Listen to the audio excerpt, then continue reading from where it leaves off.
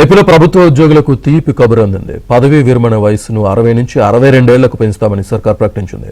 2004 September ముందు notification ద్వారా వచ్చిన ఉద్యోగులకు పాత పెన్షన్ విధానాన్ని అమలు చేయాలని నిర్ణయించింది. దీంతో రాష్ట్రంలోని 11,000 మంది ఉద్యోగులకు లబ్ధి చేకూరనుంది. అలాగే ఉద్యోగుల గ్రాట్యుటీ మేరకు ఫ్యామిలీ పెన్షన్ మంజూరు చేయాలని నిర్ణయం తీసుకుంది.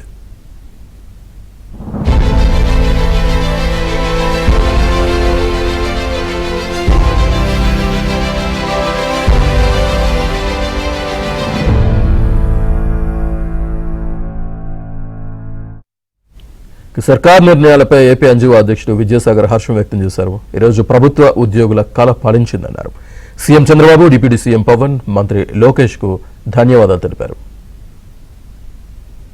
కేంద్ర ప్రభుత్వ 57 మెమో ప్రకారం 11,000 మంది, దాదాపు 8,000 మంది ఉపాధ్యాయులు, 3,000 మంది పోలీస్ అధికారులు, 2,000 మంది మరి ఎన్జిఓస్ కానీ గెజిటెడ్ అధికారులు కానీ ఇవాళ 11,000 మంది ఎన్నో రోజుల నుంచి ఎదురు చూస్తున్న కళ, వారి కుటుంబ సభ్యులు మొత్తం మాకు పెన్షన్ అనేది ఒక కళ, పెన్షన్ అనేది మా జీవితంలో మా కుటుంబంలో ఒక దీపం అని చెప్పి దాదాపు 4 సంవత్సరాలుగా తిరుగుతున్న వాళ్ళందరికీ కూడా ఇవాళ కేబినెట్